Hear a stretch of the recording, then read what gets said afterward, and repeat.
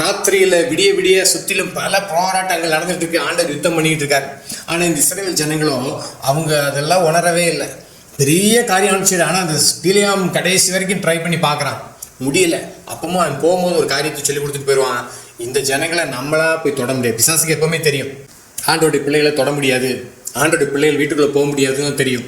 ஆனா நல்லா கவனிங்க, கிறிஸ்தவங்கிட்ட நீங்க கூப்பிட்டு ஆண்டவர் உங்க கூட இருக்கிறாரு, உங்க கூட எப்பவுமே இருக்கிறாருன்னு சொன்னா அவங்களுக்கு பெரிய த்ரில்லிங் இருக்காது.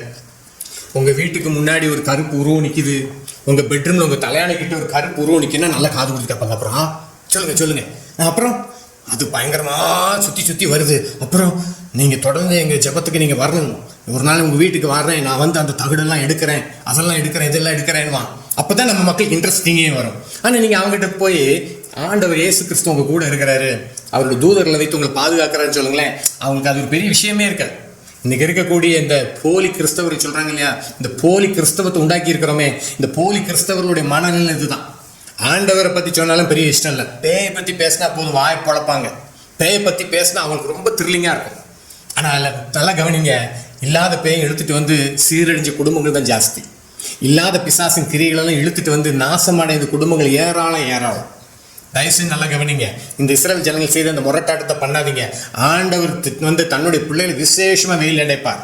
ஒருத்தவங்க சொன்னாங்க, நான் அடிக்கடி தண்ணி தெளித்து ஜெபம் பண்ணிக்கிட்டே இருப்பேன். நாங்கள் கேட்கறதுக்கு நல்லா தான் இருந்துச்சு.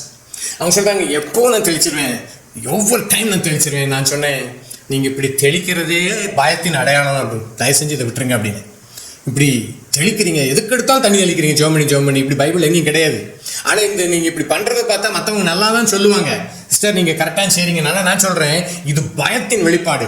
உங்களுக்குள்ள இருக்கிற பயம் இது பேய்க்கு உள்ள வர வழிதான் உண்டு பண்ணி கொடுக்கும், இது பேயை விரட்டாதுன்னு. உண்மையிலே அவங்க அப்புறம் யோசிச்சாங்க, ஆமா உண்மைதான், இது ஒரு பயத்தின் வெளிப்பாடு தானே.